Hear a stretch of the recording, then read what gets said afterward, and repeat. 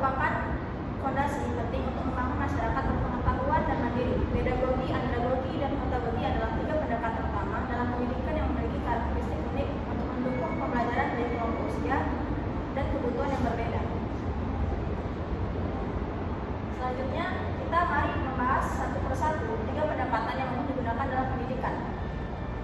Yang pertama, ada pendekatan pedagogi yang digunakan untuk pembelajaran anak-anak. Pendekatan ini terstruktur dengan jelas, di mana guru memberikan materi dengan cara yang mudah dipahami dan memberi tugas yang jelas untuk membantu anak-anaknya dalam pembelajaran.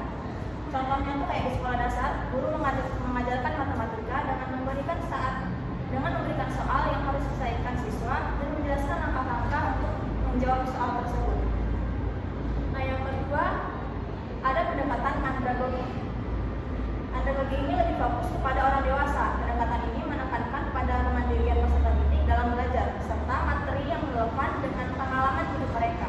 Orang dewasa ini lebih suka belajar hal-hal yang langsung berguna dalam pekerjaan atau kehidupan sehari-hari mereka. Contohnya dalam pelatihan kerja.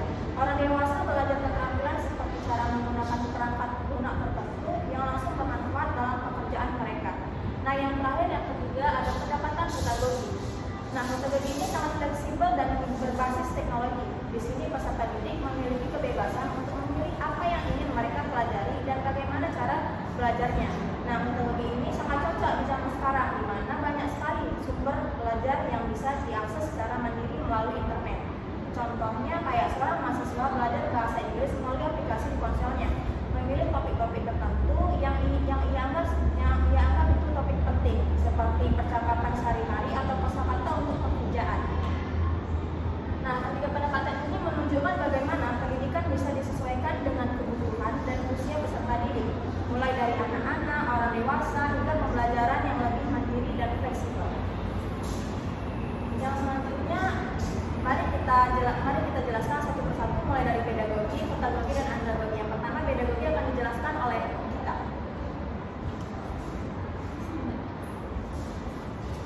Sebelumnya, pedagogi itu merupakan ilmu yang mempelajari atau memimpin anak. Pedagogi berasal dari bahasa Yunani, yaitu paidagoge, yang berarti memimpin anak. Nah, ini menggambarkan peran penting pendidik dalam membimbing dan mengarahkan proses belajar anak-anak.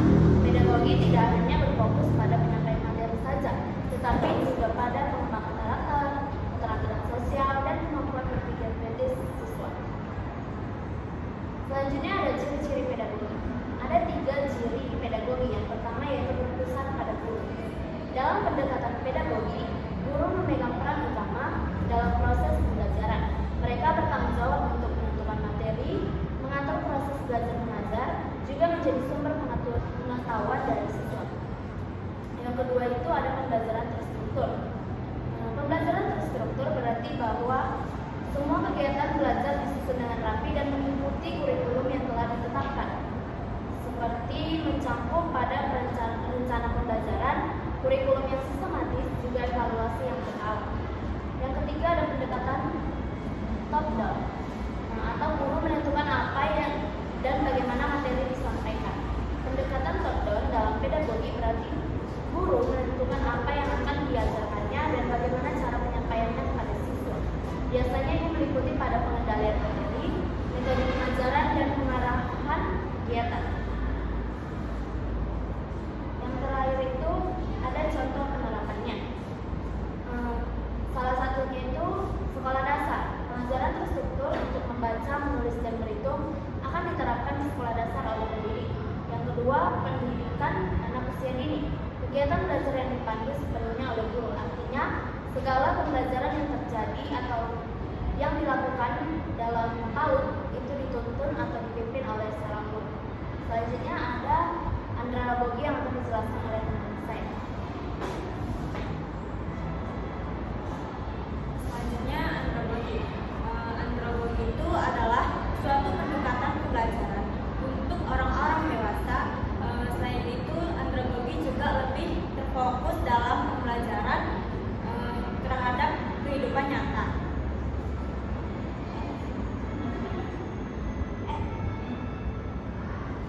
Berikut ciri-ciri andragogi. Ciri-cirinya yang pertama ada pembelajaran mandiri. Pembelajaran mandiri, peserta didik memiliki kontrol lebih besar dalam proses belajar, dalam menentukan apa yang ingin mereka pelajari, bagaimana cara mereka untuk mempelajari, dan lebih cenderung bertanggung jawab atas proses belajarnya.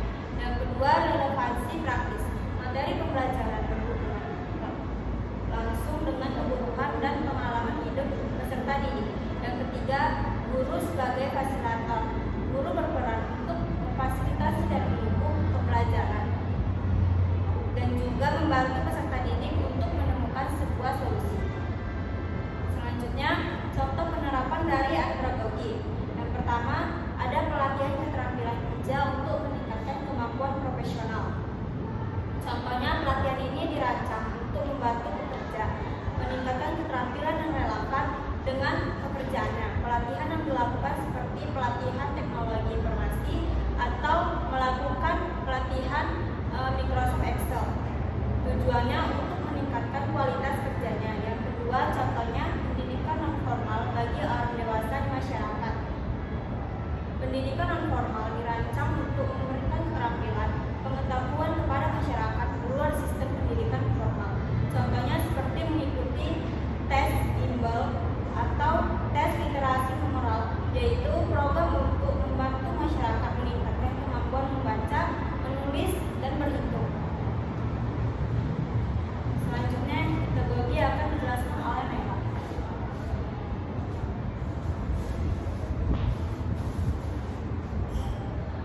Baik, di sini saya akan menjelaskan pengertian dari pedagogi. Pedagogi adalah pendekatan yang menekankan pembelajaran ditentukan oleh diri sendiri atau self-determined learning, di mana peserta didik mengandalkan tujuan dan metode belajar. Nah, dalam pedagogi, peserta didik tidak hanya bertanggung jawab atas proses belajar mereka, tetapi juga mengelompokkan kemampuan untuk menentukan apa yang ingin mereka pelajari, bagaimana mereka ingin belajar, dan bagaimana hasil belajar tersebut akan dinilai. Nah, selanjutnya, ciri-ciri andragogi. Ciri-ciri pedagogi. Yang pertama adalah kemandirian penuh. Peserta didik memiliki kebebasan dalam menentukan tujuan, strategi, dan evaluasi belajar mereka. Yang kedua, fleksibilitas tinggi. Pembelajaran tidak bersifat linear atau terstruktur, tapi pembelajaran tersebut fleksibilitas sesuai dengan kebutuhan mereka. Yang ketiga adalah pemanfaatan teknologi. Nah, teknologi digital sangat mendukung pembelajaran pedagogi ini karena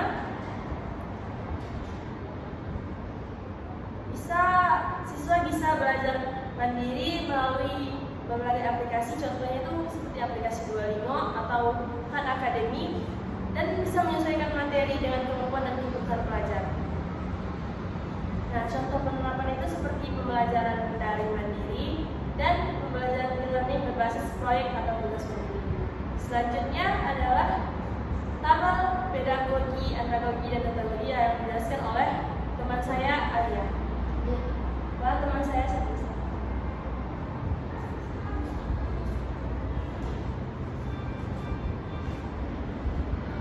Nah, materi selanjutnya itu ada aspek pedagogi. Pedagogi adalah pendekatan pendidikan yang biasanya diterapkan pada anak-anak atau peserta didik yang belum dewasa. Nah, pengembangannya itu sasaran pedagogi meliputi pengembangan kognitif, pembangunan karakter, sosialisasi, dan juga persiapan masa depan. Nah, selanjutnya itu ada andragogi. Andragogi adalah pendekatan pendidikan yang diterapkan pada orang dewasa dengan mempertimbangkan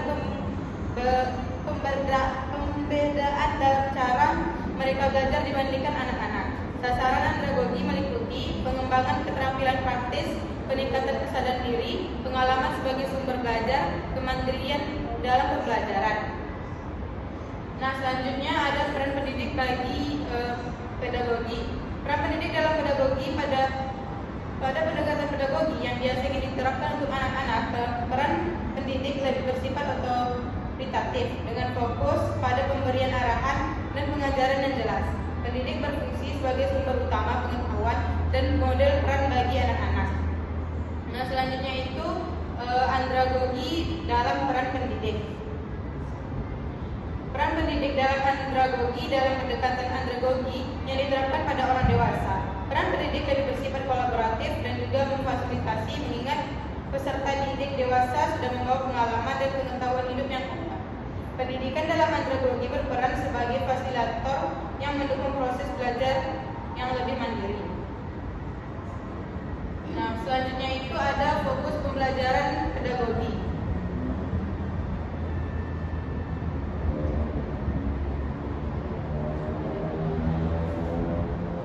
Fokus pembelajaran dalam pedagogi lebih fokus pada perkembangan anak dan pembentukan dasar-dasar pengetahuan serta keterampilan. Sedangkan fokus pembelajaran dalam andragogi lebih fokus pada kebutuhan belajar orang dewasa yang umumnya berkaitan dengan pengalaman hidup, pekerjaan, dan juga tujuan pribadi mereka. Nah, selanjutnya ada struktur pembelajaran pedagogi. Struktur pembelajaran dalam pedagogi cenderung lebih terstruktur, terorganisir, dan dibantu oleh pendidik. Hal ini disesuaikan dengan kebutuhan anak-anak yang masih dalam tahap perkembangan dan membutuhkan bimbingan yang lebih intensif. Kemudian struktur pembelajaran dalam andragogi. Struktur pembelajaran dalam andragogi lebih fleksibel, kolaboratif, dan juga berorientasi pada peserta didik. Pembelajaran ini disesuaikan dengan karakteristik orang dewasa yang memiliki pengalaman hidup yang lebih banyak dan cenderung lebih mandiri dalam proses pembelajaran. Nah, yang terakhir itu adalah contoh penerapan pedagogi. Penerapan pedagogi itu untuk anak-anak. Pedagogi yang berfokus pada anak-anak seringkali diterapkan di sekolah dasar dan jenjang pendidikan anak usia dini. Kemudian penerapan andragogi. Penerapan andragogi itu untuk orang dewasa. Andragogi diterapkan di pendidikan orang dewasa seperti pelatihan kerja, kursus pengembangan diri, atau pendidikan non formal. Nah, materi selanjutnya itu aspek pedagogi yang akan dijelaskan oleh teman kami, Popia.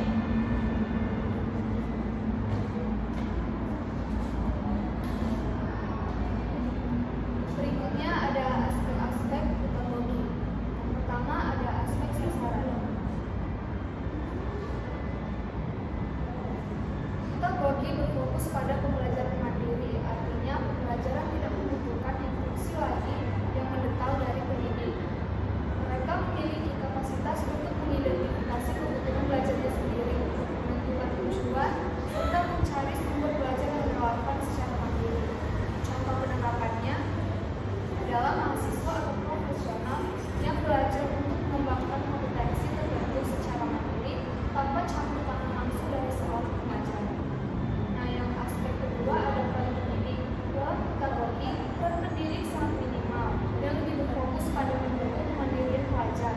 Pendidik bertindak sebagai fasilitator yang membantu pelajar mengakses sumber daya atau memberikan arahan awal, tapi tidak mendominasi proses belajar. Hal ini mendorong pelajar untuk menjadi lebih percaya diri dan mandiri dalam proses belajar mereka. Yang ketiga ada aspek fokus pembelajaran. Fokus utama pedagogi adalah proses belajar mandiri. Pelajar memiliki otonomi penuh dalam menentukan apa yang ingin dipelajari, kapan akan mempelajarinya, dan bagaimana cara mencapainya. Pembelajaran ini sangat berpusat pada eksplorasi dan refleksi terhadap pengalaman hidup, sehingga referensi dalam tujuan pribadi sangat ditekankan. Yang keempat ada aspek struktur pembelajaran. Struktur pembelajaran dalam pedagogi sangat fleksibel dan ditentukan oleh pelajar sendiri. Tidak ada kurikulum yang kaku atau jadwal yang padat, melainkan pembelajaran memiliki kebebasan untuk menentukan jalur pembelajaran mereka berdasarkan kebutuhan dan minat. Ini sering terjadi dalam konteks pembelajaran berbasis proyek, penelitian mandiri, atau kursus daring. Yang kelima ada aspek contoh penerapan. Salah satu contoh